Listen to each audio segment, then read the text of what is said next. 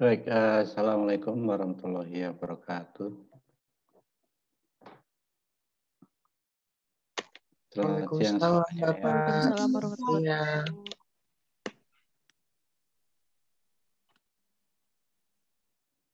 Baik, mungkin ada delay sound dan sebagainya. Memang itu kendala di kuliah daring ya. Tapi walaupun demikian, mudah-mudahan suara saya bisa ditangkap ya. Kalau kurang jelas, mungkin saya terpaksa harus off kamera ya, karena sinyalnya memang kalau pagi kurang bagus ya. Bagaimana suara saya masuk Kak? Bisa diterdengar? Mendengar Pak. Baik, kalau jelas saya tidak perlu. Tapi mungkin sewaktu-waktu saya akan off kamera karena sambil ada yang lain yang harus dikerjakan juga ya. Baik, jadi hari ini kita baru pertemuan pertama ya. Jadi tidak ada materi kuliah hari ini, nggak usah khawatir. Hari pertama pertemuan hanya untuk pengenalan saja dulu ya. Termasuk juga barangkali saling kenal di antara kita gitu ya, antara mahasiswa juga ya. Karena saya yakin selama kuliah daring ini Anda mungkin baru sempat ketemu dengan teman kuliahnya hanya di PPKU ya. Betul ya? Betul Pak. Betul, Pak. Ini baru di PPKU ya. Dan kalau PPKU itu biasanya lebih sibuk dengan teman kelompok praktikumnya gitu ya, mengerjakan laporan, tugas-tugas dan sebagainya, sehingga atau mungkin juga waktu kuliahnya juga masih campur aduk dengan fakultas lain gitu ya. Saya lupa nih, Anda ini mahasiswa semester berapa ya? Semester 4, Semester Pak. 4 Pak. Oke, semester 4 ya. Baik, karena ini kita baru mulai juga, saya juga baru masih banyak kadang-kadang lupa ya. Misalnya untuk presensi, siapa yang sudah presensi di PB Mobile? Belum bisa ya? Bisa, Pak. Iya, belum bisa karena belum saya buka. Jadi nggak apa-apa lah ya, ambil jalan aja ya. Karena apa namanya, tadi juga masih mendiskusikan masalah jadwal bentrok di vokasi ya. Hari ini saya juga ada kelas jam 11 ya. Jadi bingung ngatur waktunya gitu kan. Akhirnya saya minta ada yang menggantikan dulu ya. Kemudian yang jam 13, apalagi jam 13 itu saya punya jadwal double dua kelas. Jadi memang di minggu pertama ini agak repot ya. Mudah-mudahan Anda tidak mengalami ya di mahasiswa ya. Karena kelasnya juga tidak banyak. Jurnalistik pembangunan juga kelasnya hanya 2 ya. 1 minor dan 1 di departemen ya. Dan saya tadi sudah minta di WAG, Anda diminta untuk mengunduh dulu ya kontrak perkuliahan dan materi yang akan dibicarakan pada pertemuan pertama. Sudah semua ya? Sudah belum? Sudah Pak. Sudah Pak. Ya karena kayak tadi saya lihat belum banyak yang masuk gitu ya. Waktu saya buka hanya 2 orang yang sudah coba-coba masuk ke course jurnalistik pembangunan ya.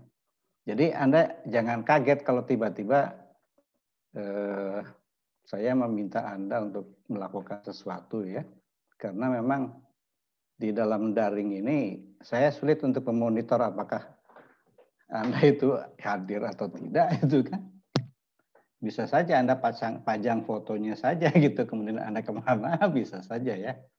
Makanya kalau di awal-awal usahakanlah supaya bisa on cam semua gitu ya, supaya bisa kelihatan ya. Jadi saya hanya mendapati waktu tadi saya buka itu hanya ada 2 nama yang muncul di dalam course IPB ya. Di course jurnalistik pembangunan yang sudah sempat baik ya. Jadi mungkin saya sekedar untuk mereview saja. Mungkin saya ingin minta, ada namanya Novia Dwi Purwanti, silakan. Hadir, Pak. Novia, mana Dwi Purwanti? Saya, Pak. Oke ya, jadi di dalam,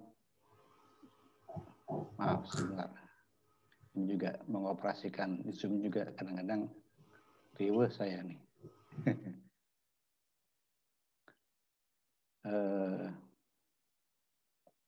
Anda sudah mengunduh kontrak perkuliahan belum? Sudah, Pak. Cuman di course hanya bentuknya Word, Pak, yang ada. Bukan yang bentuk PPT. Berarti Anda belum buka PT-PT dong? Belum ada, Pak, di course-nya. Jika saya Betul? lihat. Masa enggak ada? Ya ini kan, saya kan perlu konfirmasi juga ini kan. Jadi kalau di course-nya harusnya ada ya. Oh iya, ada, Pak. Saya nggak lihat yang Word-nya doang. Makanya kan sudah saya siapkan dari seminggu yang lalu. Makanya saya tadi mintanya Anda silakan unduh kontrak perkuliahan dan pengantar kuliah dalam bentuk PDF ya, filenya PDF kan. Jadi belum ya. Kalau Sri Kansia gimana? Sri Kansia Asia? Belum juga, Pak. Gimana? Suaranya kurang jelas. Di download, Pak. Sudah semua ya. Baik. Jadi kita supaya lebih terarah, saya akan coba saja. Ini gimana sih?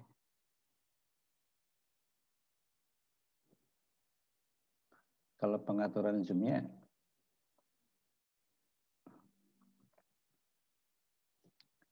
karena saya buka file banyak sekali di laptop saya, jadi ya suka bingung juga nih.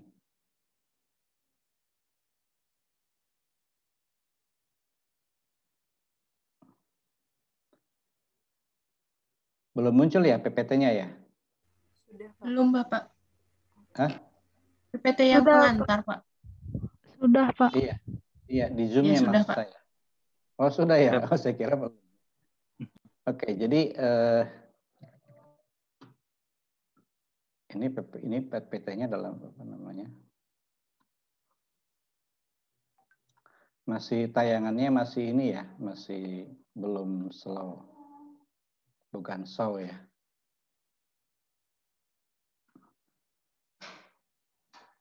Jadi harusnya di-show-kan dulu ya.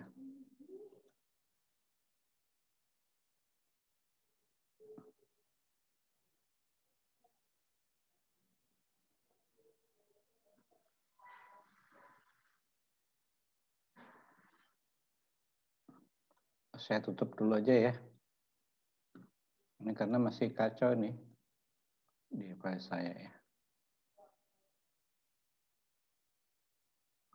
Karena apa? Karena yang di PPT dan yang di apa namanya? Ada di laptop saya, ada juga di share screen di ini di Zoom ya. Baik.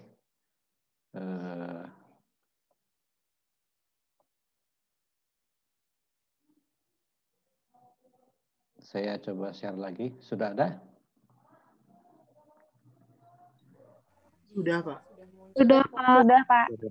Baik, kita pelan-pelan saja ya, karena ini juga kok tampilannya kok belum.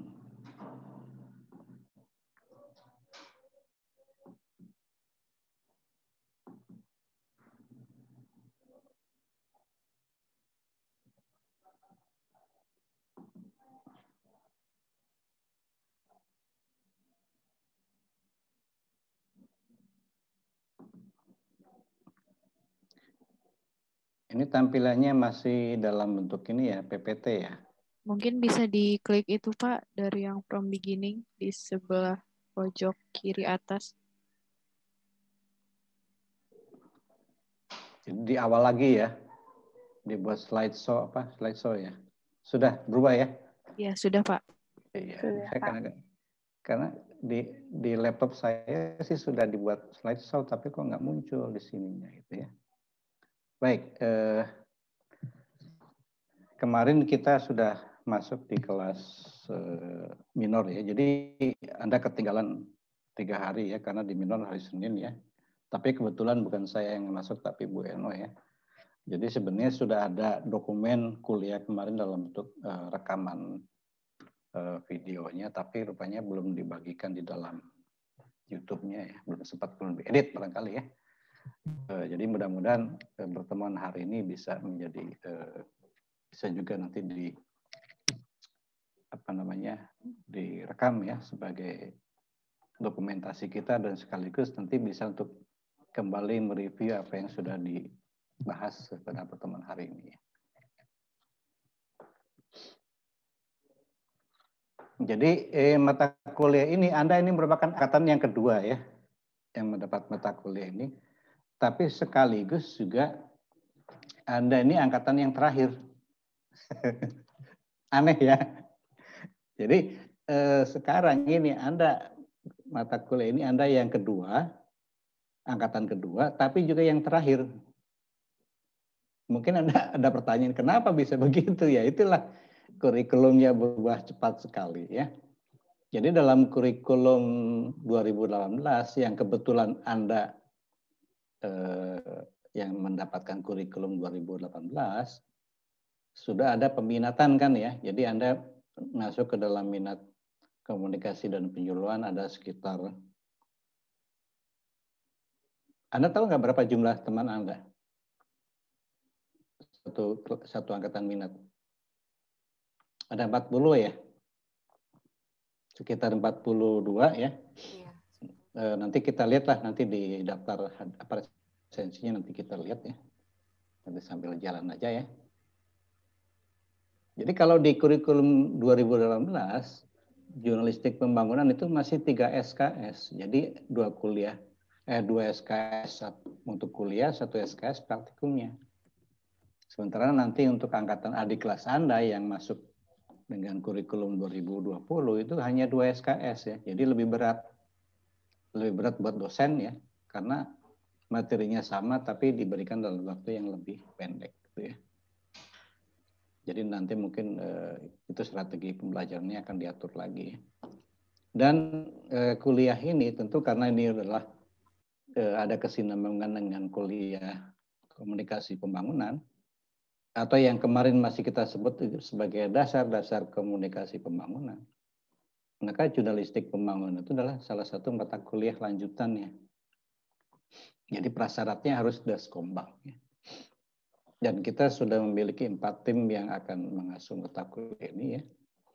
Yang pertama tentu kebetulan saya dipercaya sebagai penanggung jawab ya. Kemudian ada Bu Retno ya. Saya kira Bu Retno Anda mungkin sudah familiar barangkali. Kemudian Bu Sarwititi juga mungkin di mata kuliah lain juga ada nanti di apa? Komunikasi perubahan perilaku atau apa, saya lupa ya. Kemudian Pak Sutisnatianto itu nanti di media siaran ya. Saya nggak tahu apakah Anda sudah mengambil media siaran belum? Belum ya? Belum, Pak. Jadi mata kuliah dari divisi KP apa saja selain Daskombang? Ilmu penyuluhan dan komunikasi inovasi, Pak. Oh, penyuluhan komunikasi inovasi. Kemudian apa lagi? Dinamika kelompok. Kelompok ya, hanya 3 ya. Kalau POD sekarang kan? Iya, Pak. Iya, kalau POD kan sekarang ya. Oke, jadi mungkin beberapa Bu Dwi Retno Hapsari saya kira nanti juga akan ketemu lagi kalau Anda masuk ke mata kuliah. Mungkin semester depan ya, semester ganti itu komunikasi bisnis ya. Kemudian bersama Bu Sarwititi dan Pak Sutisna ya. Dan kemudian nanti Anda akan didampingi juga dengan 4 asisten praktikum atau dosen praktikum ya. Karena Bu Anissa ini tahun ini sudah resmi diangkat sebagai dosen di KPM ya. walaupun masih CPNS tapi sudah resmi ya. Sedangkan yang lain-lainnya, siapa nih namanya?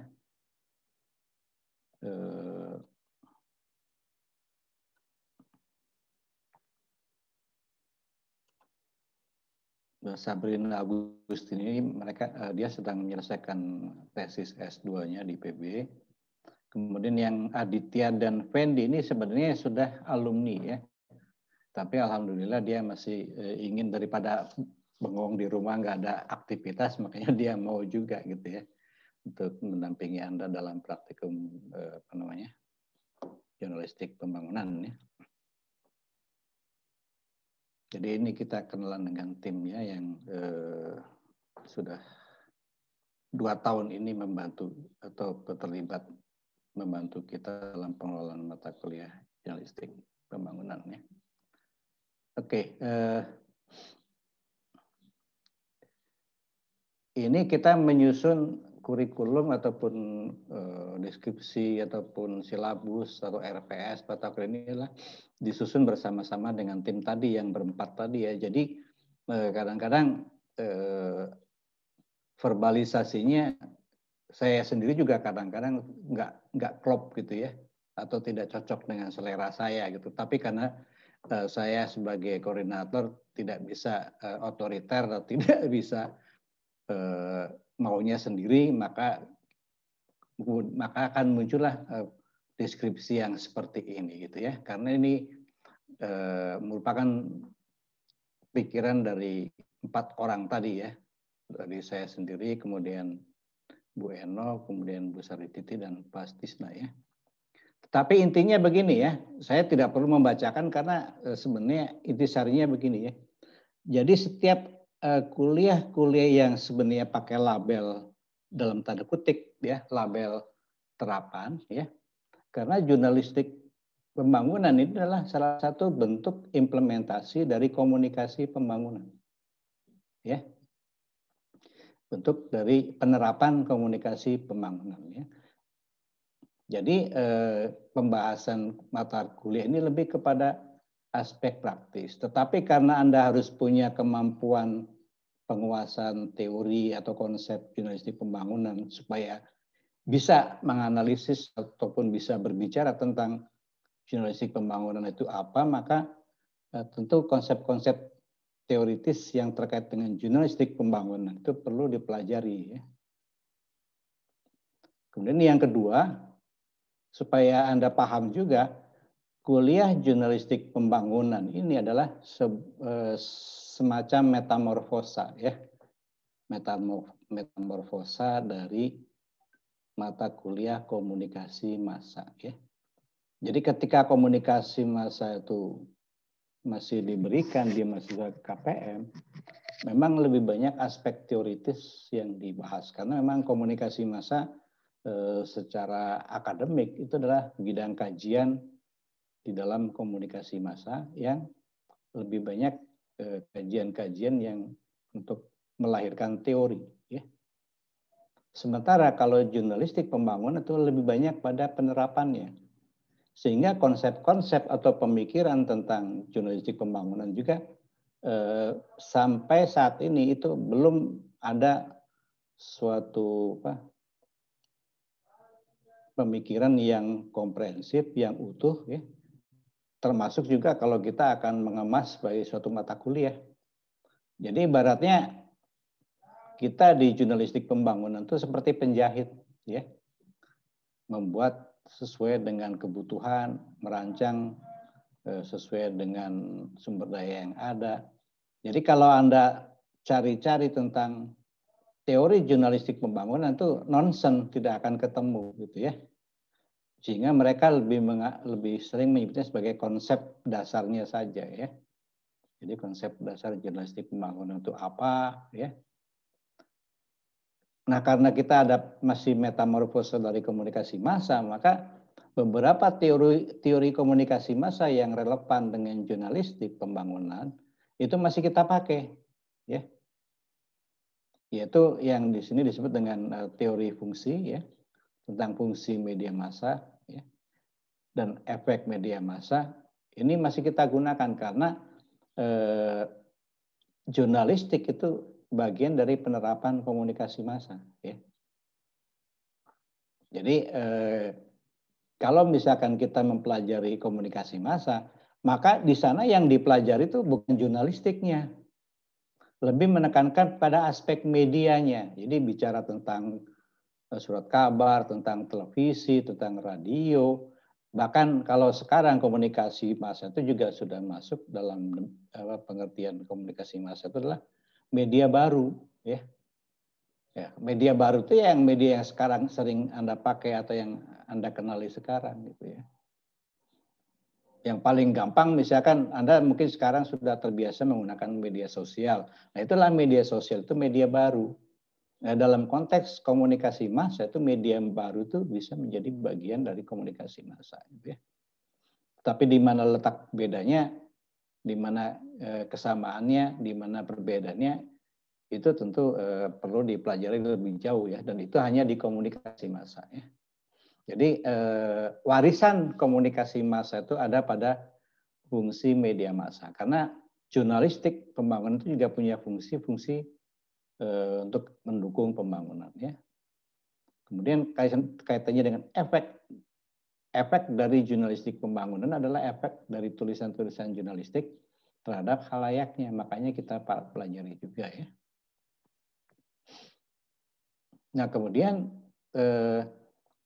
sebagai trigger atau sebagai pemicu bagi Anda untuk mempelajari lebih jauh tentang jurnalistik pembangunan, maka di sini akan diperkenalkan ya, dan nanti dalam praktikum juga nanti akan Anda berlatih walaupun secara sederhana, sekaligus untuk memberikan wawasan Anda, gambaran kira-kira apa yang bisa dikerjakan dengan pendekatan jurnalistik ini di dalam, katakanlah dalam penelitian atau riset untuk pembuatan skripsi misalnya.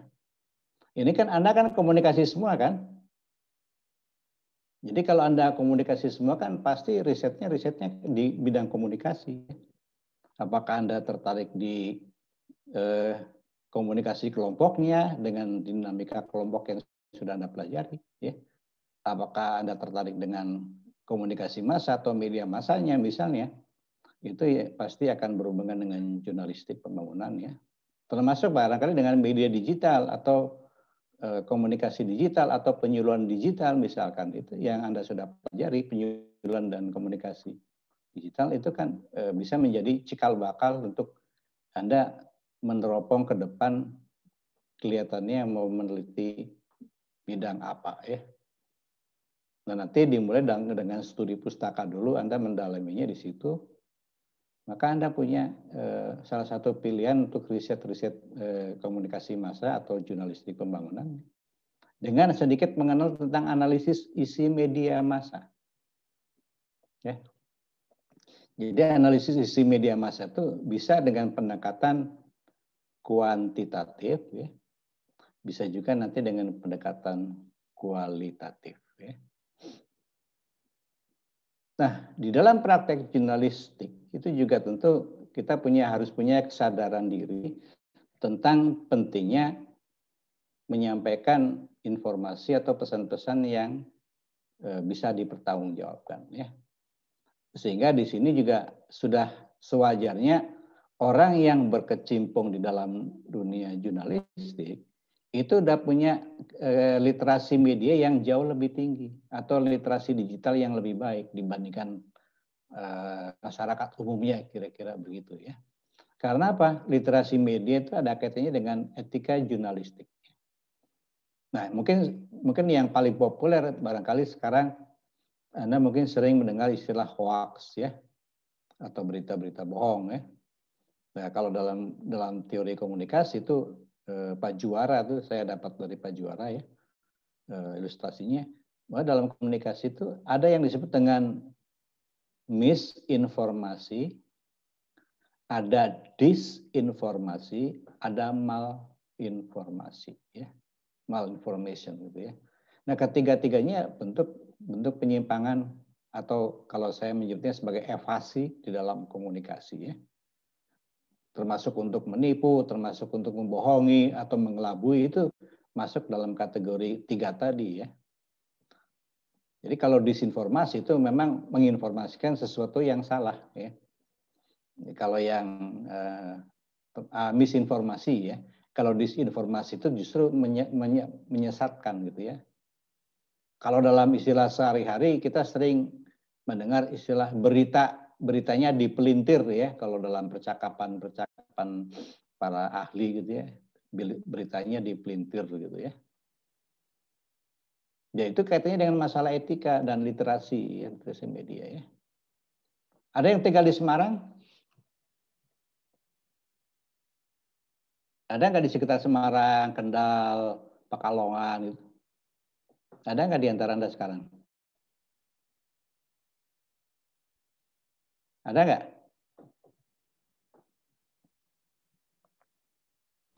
Ada, Pak. Nah, kan Semarang kan baru kebanjiran tuh kemarin. Kendal, Pekalongan gitu ya. Nah, apa kata berita? Oh, karena hujannya lebat, curah hujannya lebat sehingga banjir ya. Tapi di Semarang itu tidak dikatakan banjir di berita-berita. Gedung-gedung, jalan-jalan tergenang air, ya.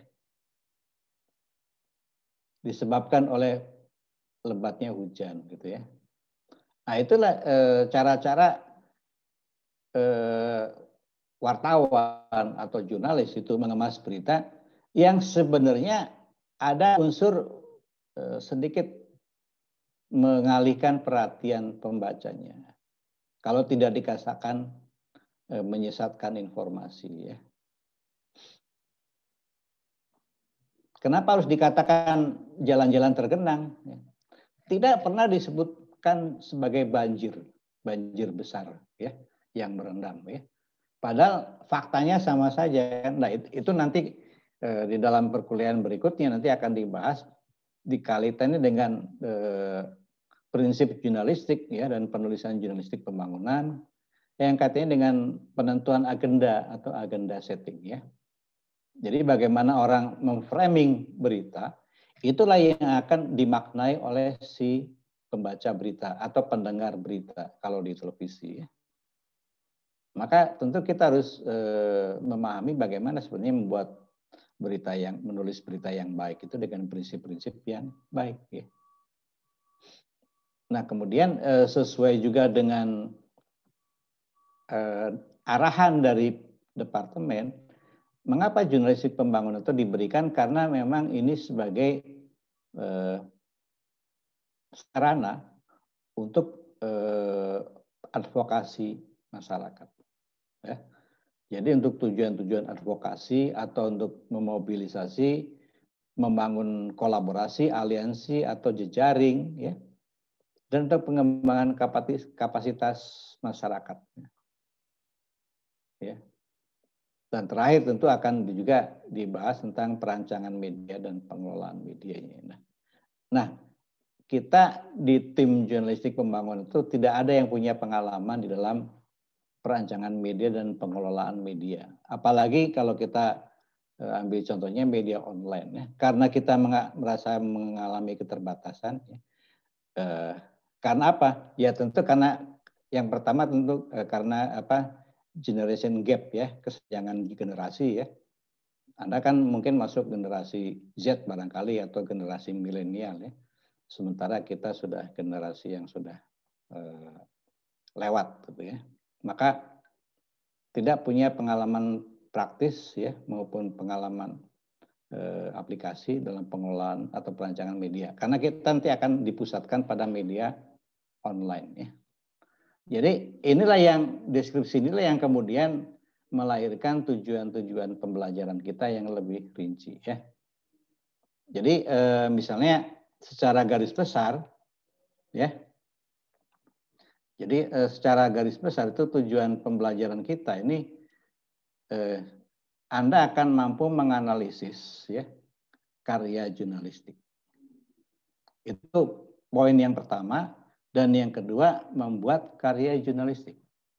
Nah, tadi sudah disinggung mengenai analisis isi. Ya. Jadi kemampuan Anda dalam mempelajari jurnalistik itu bukan sekedar tahu, sekedar paham, tapi juga punya kemampuan untuk menganalisis, bahkan mengevaluasi, bahkan mungkin pada tahap yang lebih tinggi lagi, Anda bisa melahirkan suatu tesis, ya. Jadi membuat sintesis, misalkan dari hasil penelitian Anda yang terkait dengan jurnalistik pembangunan, Anda bisa menghasilkan suatu tesis yang berkaitan dengan jurnalistik pembangunan. Karena apa? Karena di Indonesia nggak ada orang yang mempelajari ini atau mengkaji ini, karena memang nggak ada mata kuliahnya. Ya. Dan saya telusuri di beberapa perguruan tinggi yang ada di Indonesia yang mengajarkan komunikasi itu, nggak ada yang spesifik jurnalistik pembangunan, itu nggak ada. Sama halnya dengan komunikasi pembangunan itu semua lahirnya dari IPB, ya. Karena apa? Karena memang basisnya kaitannya dengan pemberdayaan masyarakat. Maka ada komunikasi pembangunan dan ada jurnalistik pembangunan, ya. Walaupun saya juga tidak secara formal mempelajari jurnalistik pembangunan, tetapi beberapa kali saya pernah mengikuti suatu seminar atau workshop atau pertemuan yang berkaitan dengan jurnalistik pembangunan, walaupun namanya tidak jurnalistik pembangunan, ya, tidak disebut dengan jurnalistik pembangunan, tapi sebenarnya tujuannya ke sana intinya, gitu ya. Jadi kemampuan mempelajari, mengidentifikasi, menganalisis, nanti di dalam praktikum awal Anda akan diperkenalkan dengan tools ataupun alat-alat yang digunakannya. Bahkan semuanya juga sudah dikerjakan secara daring, ya, secara online juga. Jadi sebenarnya dalam situasi belajar daring, pendekatannya dengan daring juga saya kira sudah meringankan Anda. Anda tidak perlu terjun langsung, misalkan tidak perlu ke perpustakaan, karena semuanya ada di media daring. Ya. Jadi sebelum Anda punya kemampuan menganalisis, kan Anda harus menguasai beberapa konsep-konsep dasar dulu, kan. Misalkan Anda disuruh menganalisis berita-berita pembangunan, ya. Nah, tentu Anda harus tahu konsep berita itu apa, konsep pembangunan itu apa, ya. Nah, untungnya kan Anda sudah belajar Daskombang. Jadi terminologi tentang konsep pembangunan itu sudah banyak disinggung, kan. Dari mulai paradigma modernisasi, kemudian dependensi, sampai ke partisipasi, ya. Kemudian dari segi strategi atau kebijakan pembangunannya, Anda mungkin masih ingat, bahkan di kuliah lain juga barangkali disinggung tentang SDGs, gitu ya.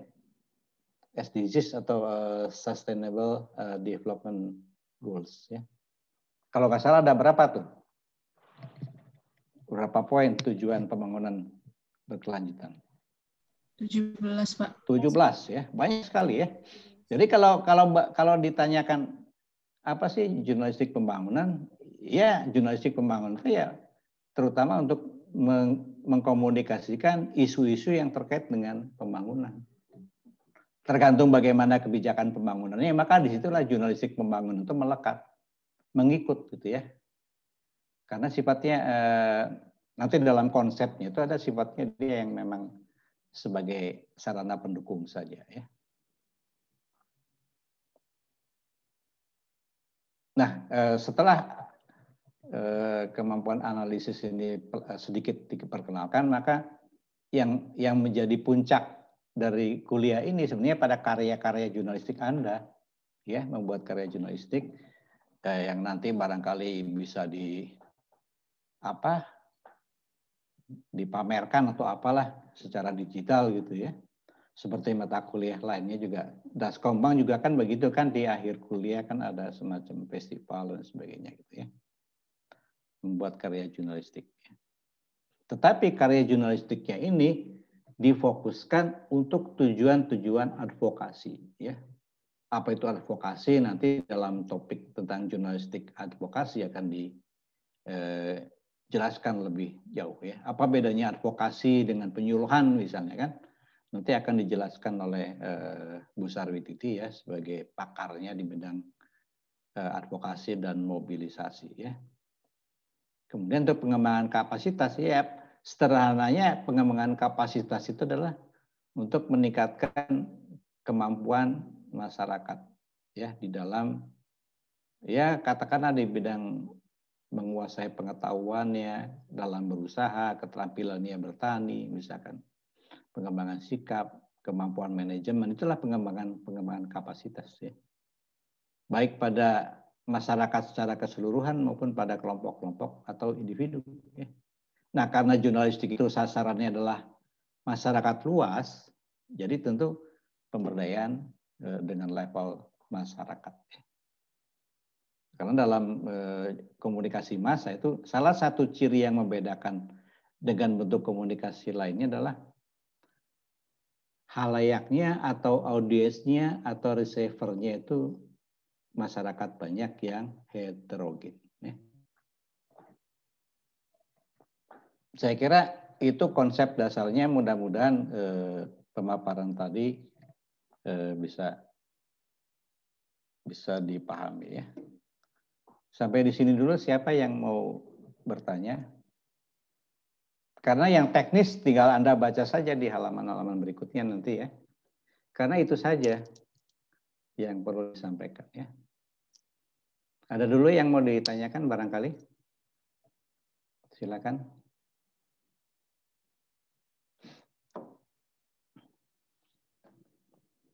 Ada? Mana nih? Muhammad Rafli ini di mana sih? Kok nggak ada orangnya nih? Iya Pak, hadir. Kenapa? Kamu malu-malu amat belum mandi kali ya? Enggak Pak, sinyal saya tadi agak putus-putus. Kamu di mana tinggalnya? Coba saya nyalain dulu ya. Di Bogor Pak, di Laladon. Wah, kalau Bogor mah deket lah, sama dengan saya lah. Cuma kamu kabupaten, saya kota Madia aja bedanya ya. Ya, saya di Sindang Barang, jadi tetangga Anda sebenarnya kan. Ada yang di... Itu, Pak. Kenapa? Itu dekat banget, saya di Laladon. Iya, cuman dipisah jalan aja. Tapi kamu kabupaten, saya kota Madia kan. Ada yang mau ditanyakan, Rafli? Sejauh ini sih belum sih Pak. Oke ya. Masih pengenalan juga. Oke ya, baik. Ada lagi? Kalau tidak ada, ya ada beberapa slide lagi kalau nggak salah ya. Nah ini sebenarnya tadi sudah saya ceritakan semua ya, 4 hal ini. Ini hanya deskripsi saja ya, kaitan dengan fungsi, isi. Jadi supaya tidak membingungkan, saya skip aja karena sudah dijelaskan tadi di awal. Nah ini juga sama ya. Jadi tadi itu gambaran yang saya paparkan di awal itu sebenarnya kemudian dijabarkan di dalam topik-topik, karena kita pertemuannya ada 14 kali ya. Jadi kita bagi-bagi sedemikian rupa supaya capaian pembelajaran itu dipenuhi ya. Jadi nanti dalam praktikum di periode UAS terutama, ini Anda lebih banyak mengerjakan proyek-proyek ataupun tugas-tugas penulisan secara mandiri gitu ya, dengan bimbingan dari asisten dosen ya. Sementara di periode UTS itu masih mungkin ada presentasi ya. Kemudian di periode UAS nanti ada presentasi bersama barangkali di akhir praktikumnya ya. Saya kira nanti pada saat praktikum akan dijelaskan. Saya nggak tahu besok Anda masuk nggak? Ya? Besok libur Pak. Libur Pak. Libur ya, jadi maunya libur kan? Ya Pak, libur Pak. Iya, jadi karena libur ya, jadi mungkin ditunda minggu depan ya. Jadi ini nanti ini tadi pengantar, ini yang tadi ya kita bicarakan sekarang itu kan pengantar ya. Tapi ada satu poin yang belum saya jelaskan tentang mengapa kita mempelajari jurnalistik pembangunan gitu ya. Kemudian baru yang minggu keduanya konsep dan praktek jurnalistik pembangunan ya. Sebenarnya di sini sekedar untuk melihat di mana sih praktek jurnalistik pembangunan itu sudah diterapkan.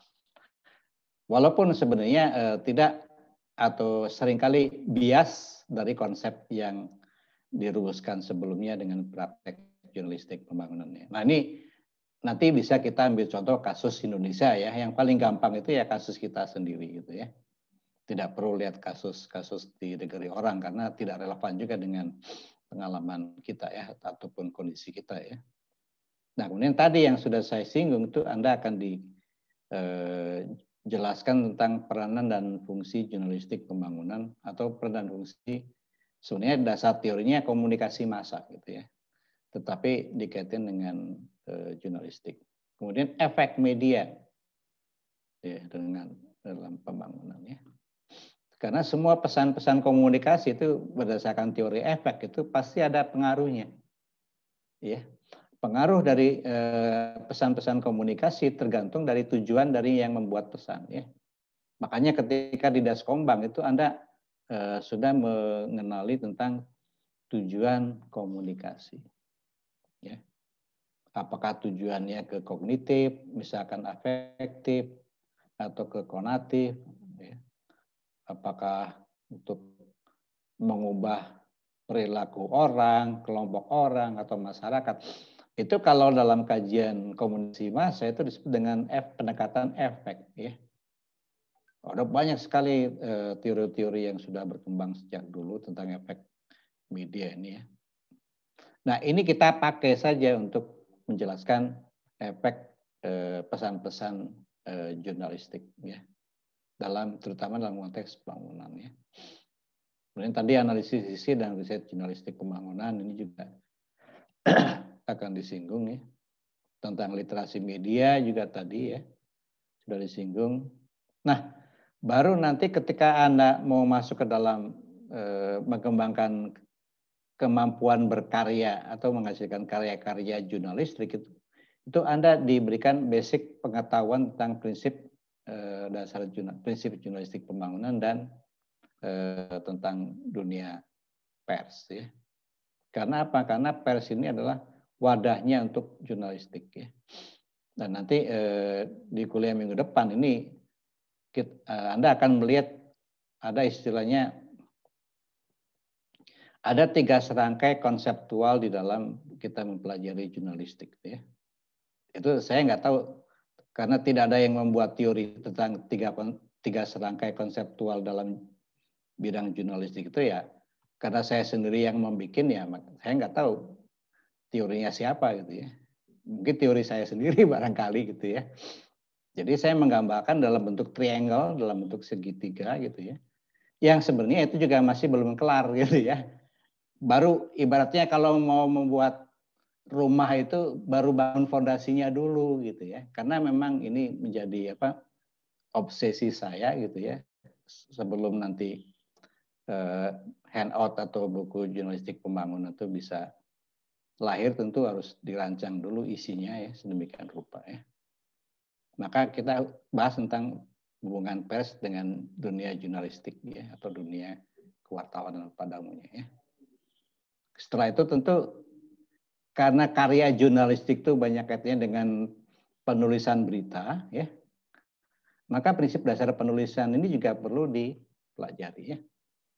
Yang namanya prinsip dasar itu sebenarnya nanti berlaku untuk media komunikasi apa saja. Apakah itu untuk membuat siaran radio dan sebagainya itu penting ya. Karena apa? Orang membuat siaran radio, membuat drama, membuat video di dalam rekaman video itu harus punya kemampuan dasar menulis. Karena apa? Kalau membuat video kan harus ada skripnya, ada syuting skripnya, naskahnya ada juga. Apalagi membuat film kan pasti ada skenario-nya kan. Jadi di sini pentingnya prinsip dasar penulisan itu sebenarnya tidak hanya untuk kepentingan jurnalistik. Untuk kepentingan apapun yang membutuhkan proses kreatif dalam penulisan itu Anda harus punya kemampuan atau punya pengetahuan, punya dasar-dasar atau prinsip-prinsip dasar penulisannya. Nah, kebetulan di sini prinsip dasarnya diterapkan di bidang jurnalistik ya. Nah, kemudian bagaimana nanti ketika proses merancang berita dan sebagainya, bagaimana Anda mengemas beritanya, maka di sini juga Anda akan diarahkan dengan bagaimana membuat agenda pemberitaan misalkan. Jadi kalau kita bicara jurnalistik itu juga tidak pernah lepas dari berita. Bagaimana supaya katakanlah dalam istilah sekarang itu bagaimana membuat viral isu-isu yang berkaitan dengan pertanian misalkan. Dan disitulah proses penentuan agenda itu merumuskan, memframing atau membingkai suatu informasi itu perlu dipelajari. Mengapa sampai saat ini yang sering viral itu hanya apa misalkan kehidupan artis misalkan, yang viral itu apa soal bencana misalkan ya, soal politik. Nah, bagaimana supaya kita bisa memframing isu-isu pertanian itu menjadi mencuat ke permukaan, lihat ke masyarakat luas. Bahkan ibaratnya kalau sekarang bagaimana membuat sebuah isu-isu pertanian itu menjadi trending topik gitu ya. Kira-kira seperti itulah pentingnya penentuan agenda ya di dalam jurnalistik pembangunan. Jadi kalau selama ini Anda terkesima atau terkagum-kagum dengan apa trending topik ya yang berbau kekinian, yang berbau kekotaan, bersentuhan dengan kebutuhan anak muda, milenial, misalkan tentang kuliner, tentang apa tempat-tempat yang apa istilah anak milenial itu kalau foto itu yang Instagramable misalkan. Nah sekarang bagaimana membuat isu-isu tentang pertanian itu sehingga menjadi Instagramable ya, atau biasanya menjadi viral ya. Itu artinya apa? Perlu mengangkat citra-citra pertanian yang memang sudah berbau atau berbau. Kalau berbau nggak enak ya. Yang kekinian kan ya. Karena pertanian itu harus diubah mindset kita, termasuk Anda juga harus punya peran bagaimana mengubah mindset masyarakat, terutama sesama generasi muda, menjadi petani dan pertanian yang lebih sesuai dengan milenial. Ya. Jadi itulah yang nanti tugas Anda nanti dalam karya-karya jurnalistik itu mengangkat isu-isu seperti itu ya. Syukur-syukur di tempat Anda ada. Di tempat tinggal Anda ya. Ada di sana ya. Ya saya ambil contoh begini. Kalau misalkan Anda tinggal misalkan di daerah Temanggung gitu ya. Anda tinggal di daerah sekitar Klaten gitu ya. Barangkali di situ Anda melihat ada suatu cara bertani yang dipadukan dengan pariwisata ya, dengan rekreasi ya. Ini kenapa suaranya dengung ya? Di Anda suaranya dengung nggak? Tidak, Pak. Tidak, Pak. Nggak tahu, di telinga saya malah berdengung. Jadi isu-isu seperti itu loh. Jadi makanya saya secara pribadi mengharapkan Anda di dalam menghasilkan karya-karya jurnalistik ya, dalam bentuk tulisan-tulisan untuk advokasi, untuk mobilisasi atau untuk pengembangan kapasitas itu yang lokalitas di tempat Anda gitu ya, dari komunitas, dari kondisi pertanian dan sebagainya Anda angkat ya. Jadi kalau Anda mengangkat misalkan untuk jurnalistik untuk advokasi ya, Anda menyuarakan masalah-masalah yang dihadapi oleh petani gurem misalkan atau petani kecil, atau mungkin di situ ada pedagang ataupun petani. Nah nanti dikaitkan dengan praktikum juga barangkali waktu praktikumnya. Misalnya momen praktikum Anda itu jatuhnya pada bulan puasa misalnya gitu ya. Nah itu kan ada kaitannya dengan pertanian misalnya apa? Kalau bulan puasa tuh biasanya orang banyak membuat minuman minuman yang penyegar gitu ya. Biasanya kan ada buah kalau di Jawa Barat itu banyak timun suri ya. Kalau di Jawa Timur itu belewah gitu ya. Tahu belewah kan? Ada yang nggak tahu pasti ya. Nah, mungkin mengangkat isu-isu yang berkaitan dengan mereka ya, kehidupan mereka. Sehingga menjadi perhatian dari pihak pemerintah. Itulah yang disebut dengan jurnalistik advokasi ya.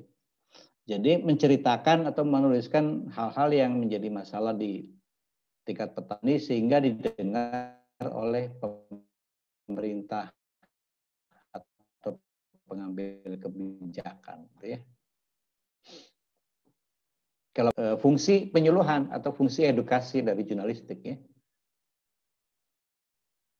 Jadi kalau di penyuluhan barangkali Anda pernah dikenalkan dengan metode atau pendekatan penyuluhan, misalkan ada pendekatan interpersonal, pendekatan kelompok, pendekatan massa ya. Saya nggak tahu seperti apa isi persisnya penyuluhan, tapi yang saya pahami di dalam penyuluhan pun ada metode-metode komunikasinya atau metode-metode penyuluhan yang dikelompokkan.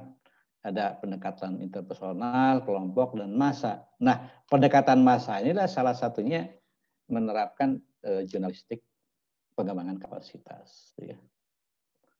Nah, baru terakhir, ibaratnya Anda sudah punya apa namanya? Anda sudah punya kasur, Anda sudah punya lemari pakaian, Anda sudah punya meja makan, Anda sudah punya apa namanya, meja rias ya. Kalau mau jadi pengantin baru misalnya kan tidak hanya menyediakan tempat tidur, kaca rias, lemari pakaian dan sebagainya kan. Tapi di mana kita mau menaruh itu kan?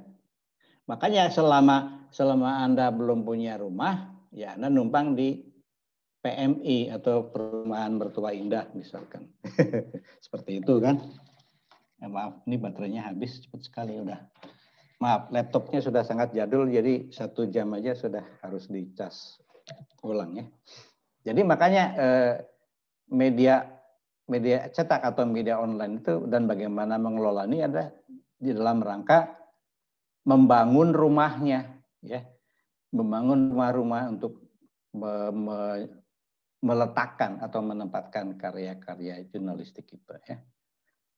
Nah karena di sini kita juga perlu pengalaman lapang, nanti di akhir kuliah ini kita akan mengundang dosen tamu yang lebih berpengalaman, yang berkiprah atau berkecimpung di dalam mengelola media pemberitaan online ya. Nah nanti pelan-pelan juga nanti media-media online ini apa saja dan mana yang akan kita undang untuk memberikan semacam seminar ataupun ceramah 1 kali pertemuan, itu nanti dari Bu Anissa akan diperkenalkan di awal untuk tugas-tugas analisis isinya di sini. Ya.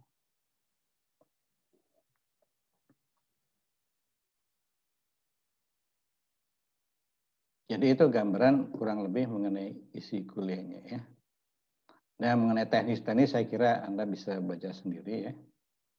Mengenai nilai itu diambil dari mana. Yang mungkin yang perlu saya sedikit singgung adalah mengenai kriteria penilaian. Jadi kita selalu berpatokan pada penilaian acuan pokok yang sudah ditentukan oleh peraturan IPB ya, di mana nilai 80 ke atas baru A dan seterusnya. Tetapi apabila, jadi jaga-jaga saja, ini jaga-jaga kalau rata-rata kelas itu tidak mencapai atau tidak ada yang mencapai nilai 80 ke atas, maka kita menggunakan acuan norma kelompok ya. Jadi berdasarkan deviasi untuk menentukan A, B, C-nya ya. Jadi kalau misalkan semua nilai ujian dirata-ratakan, ternyata yang paling tinggi nilainya 70, yang paling kecil 40. Nah, kita nggak bisa menggunakan patokan acuan pokok tadi. Karena kalau pakai acuan pokok tadi nggak ada yang dapat A kan berarti kan. Makanya kita menggunakan pada sebaran nilai kelasnya ya. Jadi dengan rumusnya kira-kira seperti ini. Dan ini sudah beberapa kali kita terapkan ya, waktu di zaman komunikasi massa, sehingga kemudian kita diskusikan ya, kita buat standar seperti ini ya. Karena ini dianggap yang paling adil ya, paling fair untuk diterapkan dengan standar seperti ini ya. Jadi mendekati kalau nilai sebaran nilainya diplotkan itu akan kelihatan itu yang kurvanya itu yang kurva A-nya berapa persen, AB-nya berapa persen, B-nya berapa persen. Itu akan mendekati kurva sebaran normal ya. Kalau Anda pernah belajar statistik, saya kira pernah dengar atau pernah belajar tentang sebaran normal, gitu ya. Apalagi ya?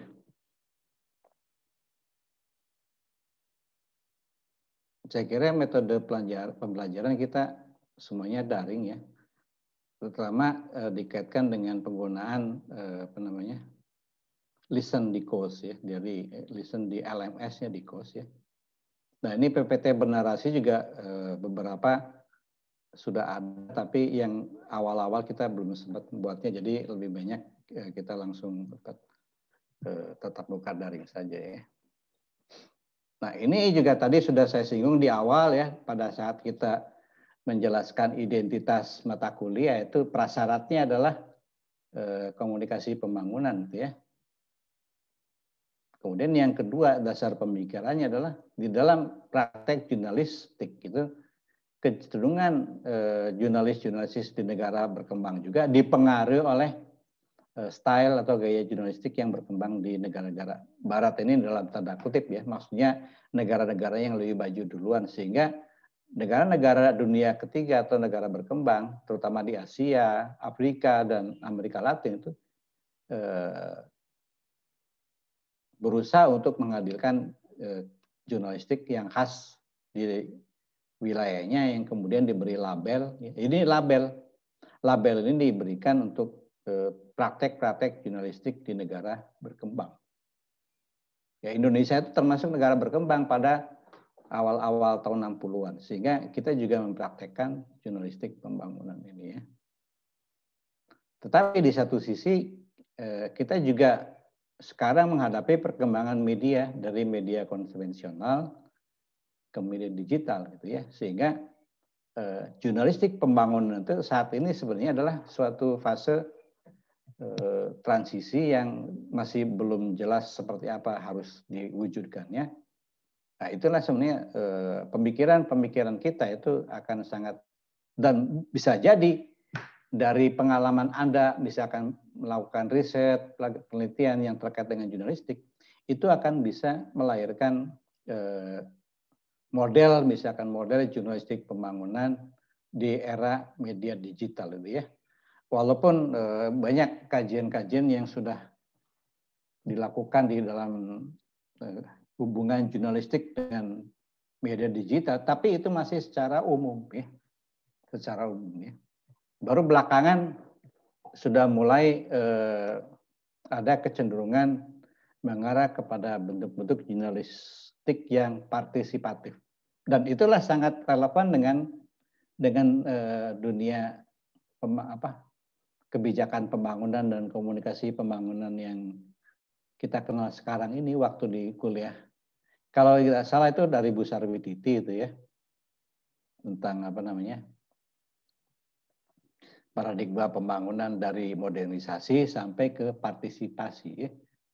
Jadi sekarang sudah mulai berkembang ya, bukan saja dalam kajiannya sehingga sudah melahirkan suatu kajian khusus tentang yang kita kenal dengan citizen journalism atau jurnalisme warga ya.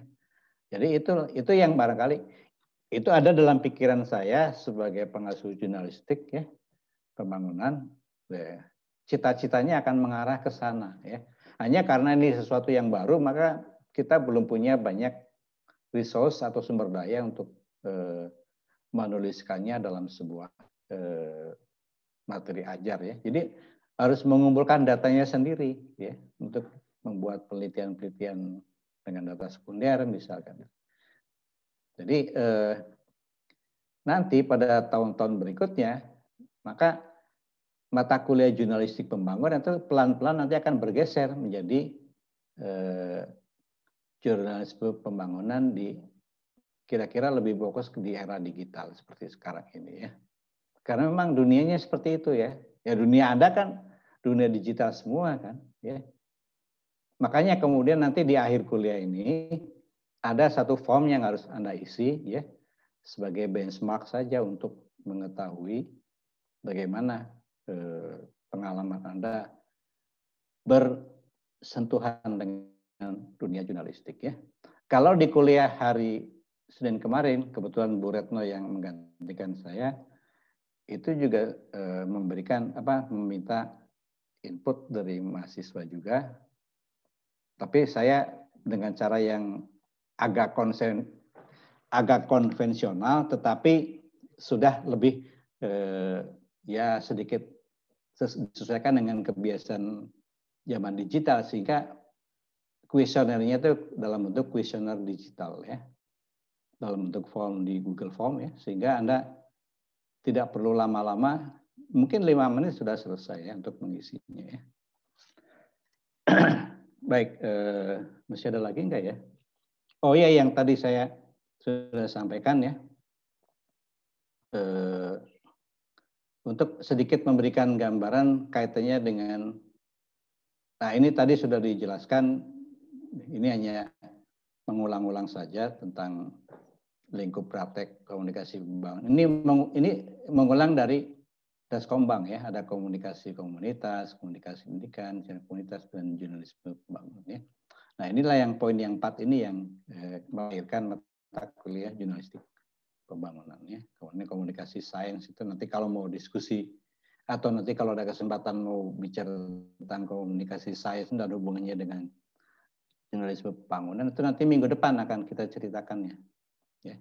Sebenarnya ada intersection antara jurnalisme pembangunan dengan komunikasi sains itu ya. Ada persinggungan kalau kita di dalam kurva ya atau dalam diagram ya. Jadi mata kuliah ini memang diarahkan untuk pencapaian kompetensi pada minat komunikasi dan penyuluhan pembangunan yang Anda masuki sekarang ya. Jadi sudah setiap peminatan kan ada kompetensi yang ingin dicapainya masing-masing gitu kan. Jadi ke sana ya. Dan kompetensi itu paling tidak nanti akan mewarnai juga topik-topik riset Anda di dalam skripsinya nanti ya. Jadi Anda jangan melihat skripsi kakak kelas yang sudah lewat ya, karena gitu kita juga sudah berubah cara pandangnya dalam riset ya.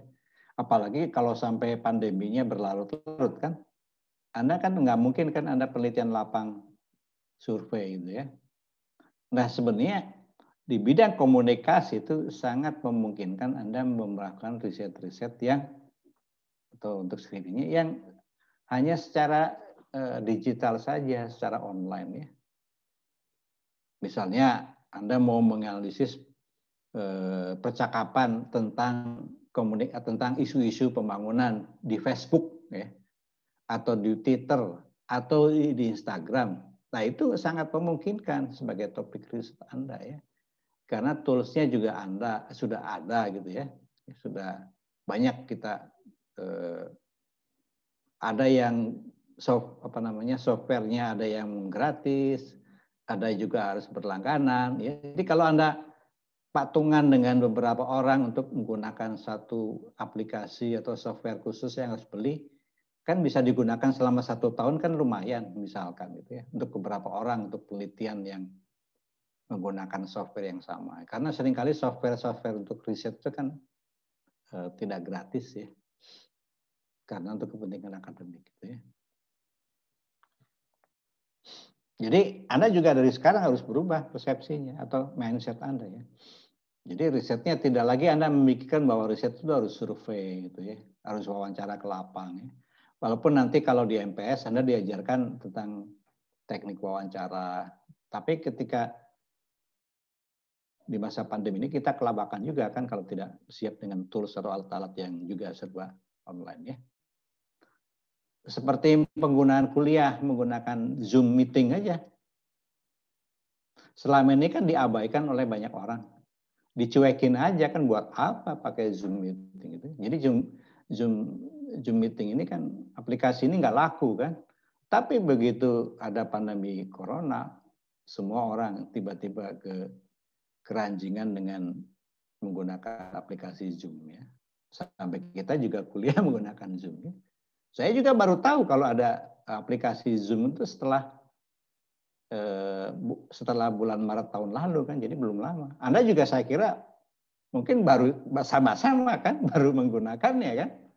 Selamanya mungkin Anda lebih sering melakukan video call, misalkan di WhatsApp atau di Skype gitu ya, yang lebih populer dulu. Ternyata kita bisa kumpul-kumpul ya.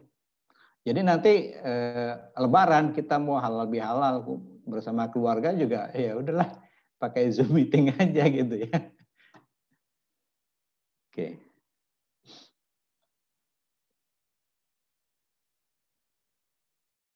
Nah ini sebenarnya hanya sedikit alasan akademik saja ya. Jadi karena sebenarnya dalam studi kajian komunikasi itu banyak diawali dengan bidang jurnalistik ya. Dan jurnalistik itu penerapan komunikasi yang relatif paling tua di dunia ya. Karena Pak di zaman Romawi di dalam pemerintahan Julius Caesar itu sudah muncul semacam surat kabar gitu ya. Walaupun hanya lembaran-lembaran yang ditempel di dinding seperti papan pengumuman sekarang, itulah cikal bakal jurnalistik yang sekarang, gitu ya, yang disebut dengan akta diurna. Ya. Jurnalistik itu baru berkembang setelah muncul industri yang terkait dengan penyebarluasan informasi dan berita. Ya. Termasuk adalah iklan ya untuk promosi. Ya. Jadi munculnya industri pers. Ya. Dan ini pers itu sangat butuh sarjana-sarjana yang punya background jurnalistik. Tetapi yang lucunya di Indonesia itu justru mahasiswa sarjana jurnalistik umumnya jarang yang terjun di bidang kewartawanan, di bidang jurnalistik. Tetapi banyak jurnalis-jurnalis justru lahir dari disiplin ilmu lain. Nah, mengapa demikian? Karena memang di dalam industri pers, ya, dia lebih senang merekrut sarjana di bidang ilmu tertentu untuk menjadi wartawan di bidang keahlian S1-nya. Jadi dengan pelatihan selama sebulan atau 2 minggu itu dia sudah bisa punya kemampuan jurnalis tanpa harus kuliah jurnalistik selama 4 tahun. Dan itu yang terjadi. Maka pada tahun 80-an itu boom sarjana IPB ya, yang bekerja di industri pers. Ya. Makanya IPB sering disindir bukan Institut Pertanian Bogor, tapi Institut Publisistik Bogor. Ya. Publisistik itu arti lain dari jurnalis. Ya. Nah kenyataannya memang banyak jurnalis-jurnalis yang karirnya juga lumayan berpesat ya, itu dari IPB ya. Bahkan pernah memegang pimpinan redaksi di koran selevel Kompas ya. Yang saya tahu misalkan ada nama Suryo Pratomo ya. Itu kakak kelas saya dulu waktu S1 ya, 3 tahun di atas saya ya.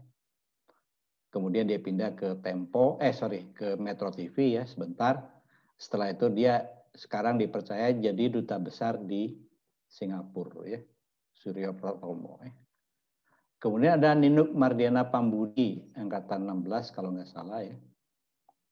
Itu juga dia backgroundnya dari agronomi ya. Suryo Pratomo itu backgroundnya dari peternakan ya.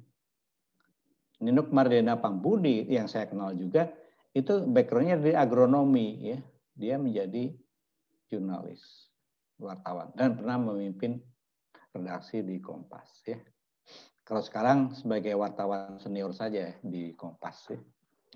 Banyak media lainnya, banyak orang-orang PB, termasuk banyak adik-adik kelas saya juga yang berkecimpung di pers ya. Sampai saat ini paling tidak yang masih sering kontak itu ada adik kelas yang sekarang masih setia di Koran Republika ya. Itu backgroundnya apa? Dia backgroundnya bidang peternakan juga ya. Jadi itulah di IPB ini nggak pernah ada pelajaran jurnalistik, apalagi jurnalistik pembangunan. Baru ada sekarang ini. Tetapi dulu banyak lulusannya berkecimpung di bidang jurnalistik. Ya.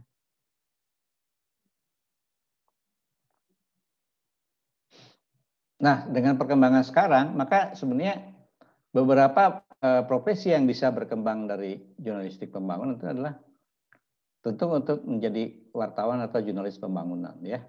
Karena Anda sudah punya background dasar tentang isu-isu pembangunannya, tinggal kemampuan untuk mengumpulkan, mengemas, kemudian bagaimana menyebarkan informasi ya. Nah, yang perlu Anda tekankan di sini begini. Walaupun dalam kuliah ini fokusnya adalah pada penulisan, tetapi sebenarnya tidak cukup di dalam jurnalistik sekarang itu. Karena apa? Karena ada juga di dalam dunia jurnalistik yang sudah mulai bergeser. Sekedar informasi tertulis saja tidak cukup, ya. Tetapi juga harus didukung dengan bentuk informasi lain seperti foto, ya. Maka foto itu juga menjadi salah satu cabang tersendiri dalam jurnalistik, ya, yaitu foto jurnalistik. Ya. Jadi kalau sekarang Anda hobi atau sedang selfie, ya, sedang menggunakan kamera untuk mengambil momen-momen tertentu, nah kemampuan itulah kemudian coba Anda alihkan untuk kepentingan jurnalistik pembangunan itu. Ya. Jadi mengambil momen, gambar, situasi, peristiwa, kejadian yang bisa bercerita, ya. Jadi gambarnya bercerita, apalagi dalam kemasan video, ya. Itu juga sangat penting, ya. Itu sebenarnya juga terkait dengan jurnalistik. Jadi jurnalistik digital itu seperti itu formatnya, ya. Format jurnalisme digital itu lebih mengandalkan pada gambar atau visualisasi, apalagi dalam bentuk visual bergerak atau video, gitu ya. Menjadi komunikator dalam suatu lembaga, ya, yang punya atau bersentuhan langsung dengan program-program pemberdayaan masyarakat, ya, baik pemerintah maupun LSM misalkan, ya, terutama bidang kehumasan ataupun public relation-nya misalkan. Karena apa?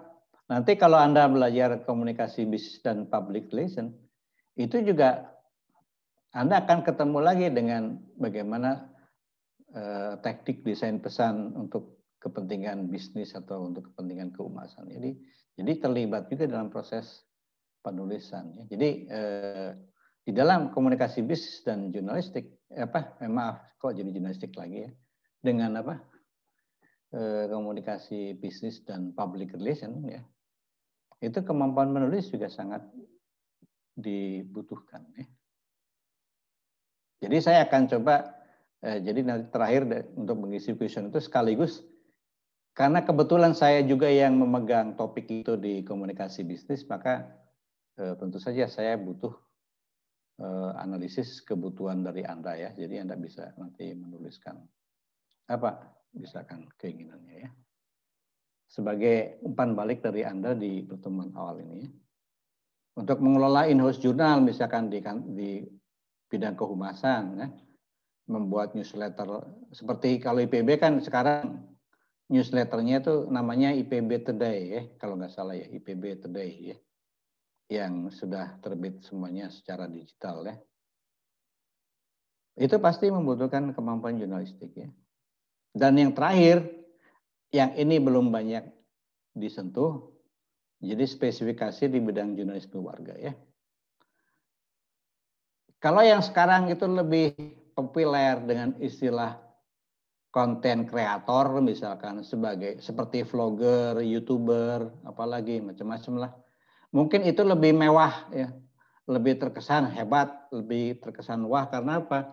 Karena yang bergerak di bidang itu umumnya misalkan di kalangan artis, ya. Seperti atau mungkin setelah dia populer menjadi YouTuber kemudian menjadi selebriti, ya. Atau sekedar sebagai selebgram gitu, ya. Nah, sebenarnya potensi itulah sebenarnya semestinya bisa diarahkan, ya, dengan kesadaran Anda katakanlah sebagai orang yang bergerak dalam pengembangan masyarakat itu untuk menjadikan sebagai wahana untuk jurnalisme warga atau jurnalistik warga atau komunitas, ya.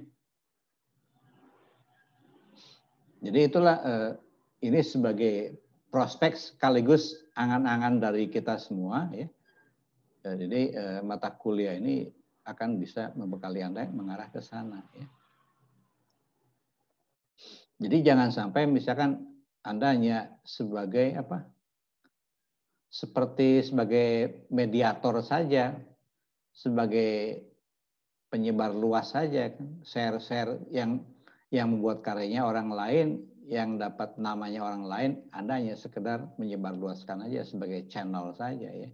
Tapi di sini Anda harus menjadi kreator, Anda menjadi apa namanya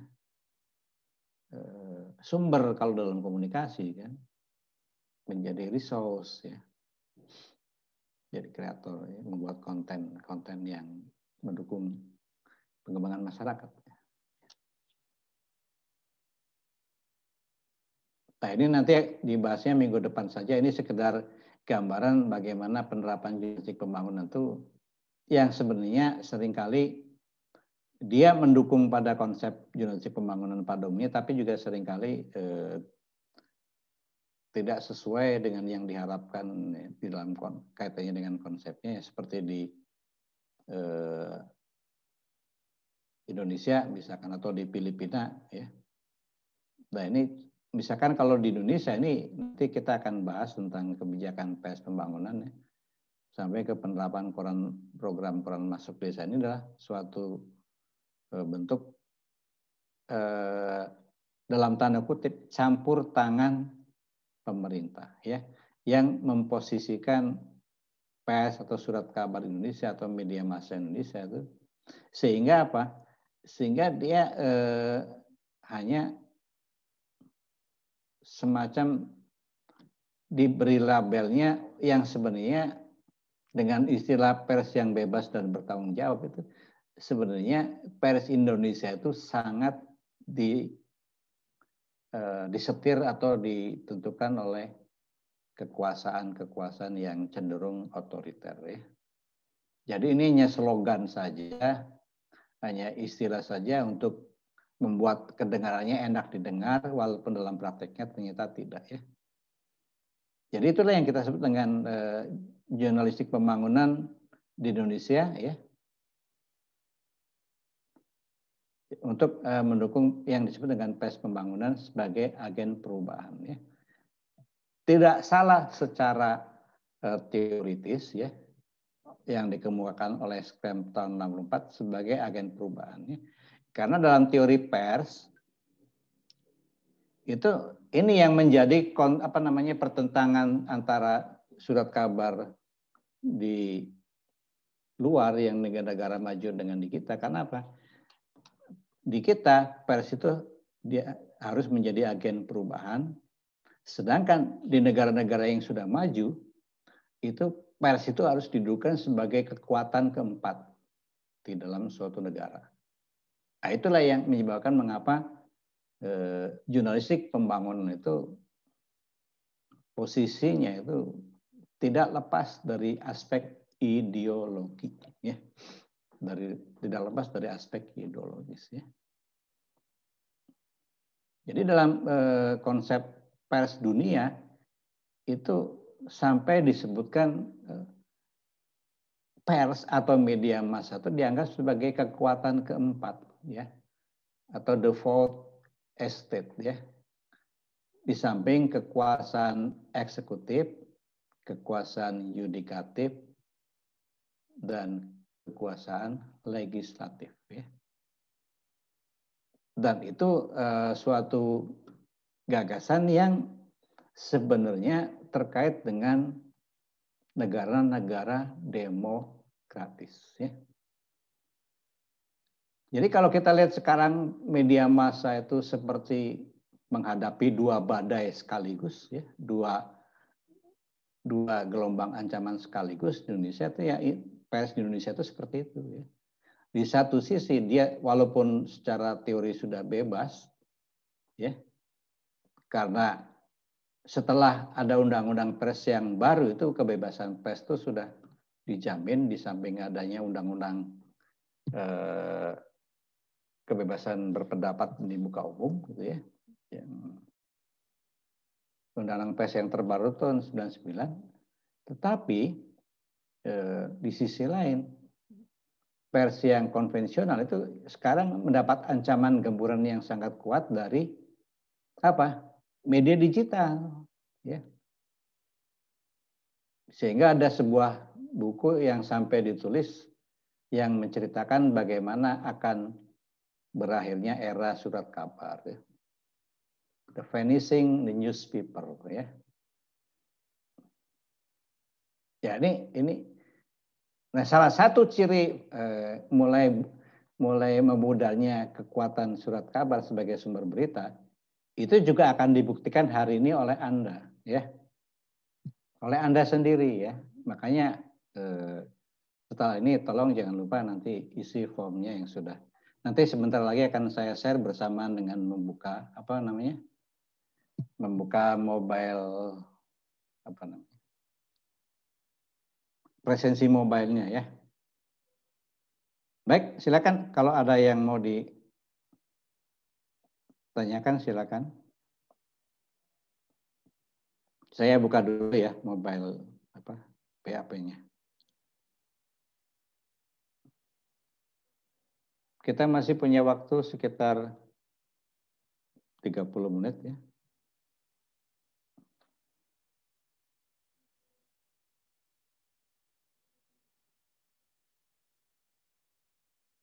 Kita kuliah jam 10.30, ya.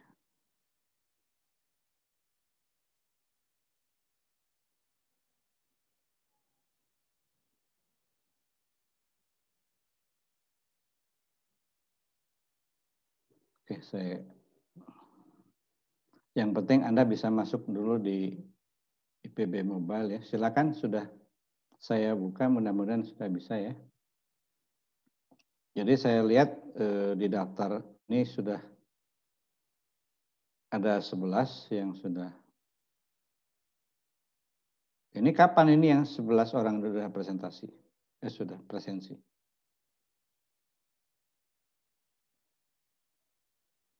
Ada Ivo Ayu Nur Fadila, ada? Saya tutup dulu aja ya, supaya semuanya bisa muncul di Zoom-nya.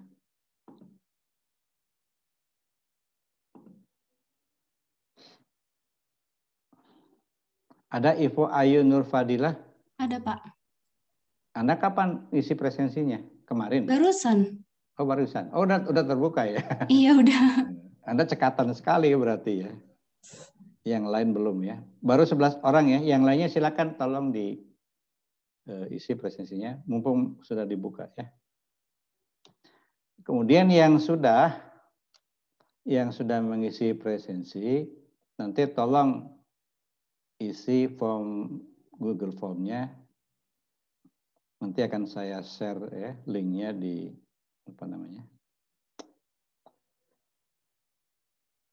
apa sih namanya tempat kita chatting ini? Di WA Group, ya.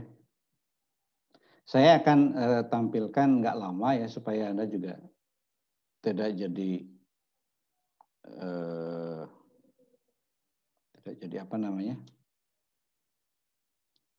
jadi beban, ya. Pokoknya kalau semua yang sifatnya daring itu kalau harus dikerjakan saat itu, kerjakanlah saat itu, jangan ditunda-tunda. Karena Anda antara belajar dan tidak, antara kuliah dan tidak, Anda tetap di rumah kan, sehingga Anda anggapannya santai-santai saja gitu, kira-kira seperti itu, ya.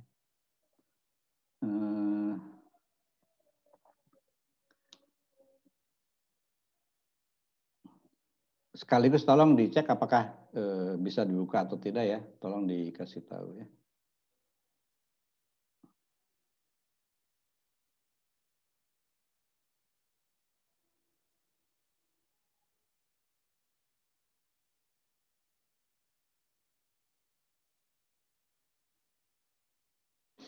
Ini nama WAG-nya apa untuk jurnalistik pembangunan? Kamis, Pak, Kamis JP, Kamis 10.30. Oh, ada JP. harinya, ya. Saya cari dulu, ya. Ini ada 2 orang yang permisi ini. Permisi mau apa? Mau ke toilet bukan?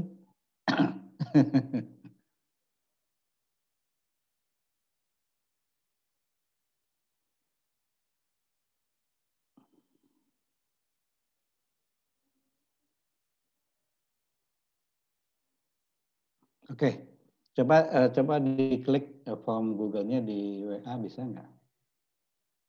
Sudah saya share nih.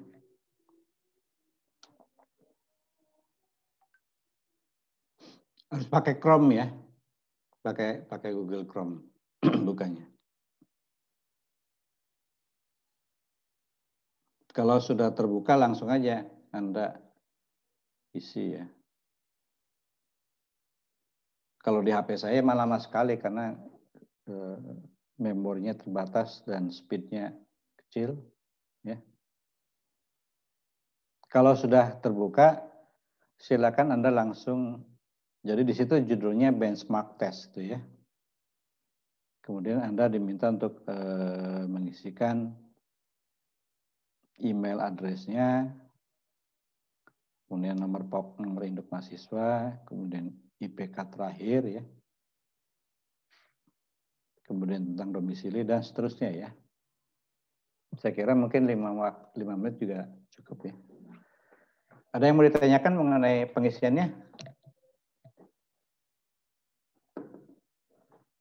Baik, nanti di WA grup saja ya barangkali untuk kita pertemuan di Zoom-nya kita cukupkan ya sampai di sini ya. Terima kasih semuanya, mudah-mudahan tetap sehat ya.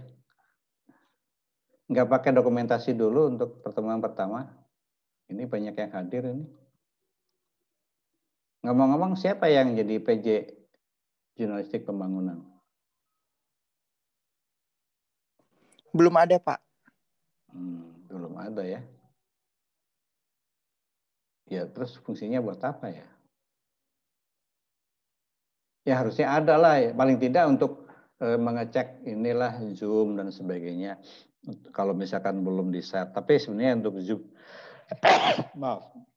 Untuk Zoom itu kan sudah sifat recurring ya. Jadi berkelanjutan bisa diulang-ulang kan. Ya. Misalkan untuk mendokumentasi kehadiran ya. Jadi supaya kita tahu siapa yang hadir gitu kan.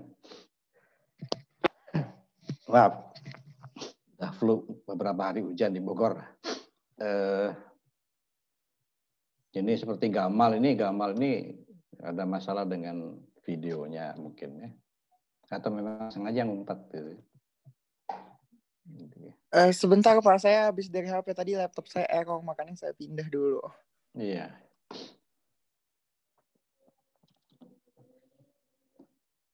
Ya udah di apa namanya? Kalau ada yang bisa screenshot ya. Kalau enggak ya saya pakai foto HP saja ya. Bisa Pak, saya bisa. Ya, nanti tolong ya silakan nanti di share di grup ya. Oke, teman-teman ini ada 3 slide. 2 apa 3? Oh ya 3 ya. Bisa 3 Pak. Tolong di open dulu ya. Open kameranya ya. On cam semua ya. Nanti tolong dibagi supaya kita tahu siapa yang muncul ya. Siapa yang datang betulan. Udah siap ya? Oke, dimulai dari slide pertama ya. 1, 2, 3. Oke, slide kedua. 1, 2, 3. Slide ketiga. 1, 2, 3.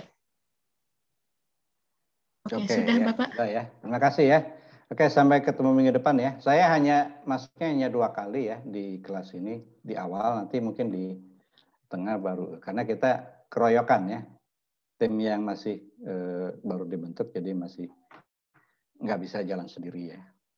Terima kasih, saya Heri. Assalamualaikum warahmatullahi wabarakatuh.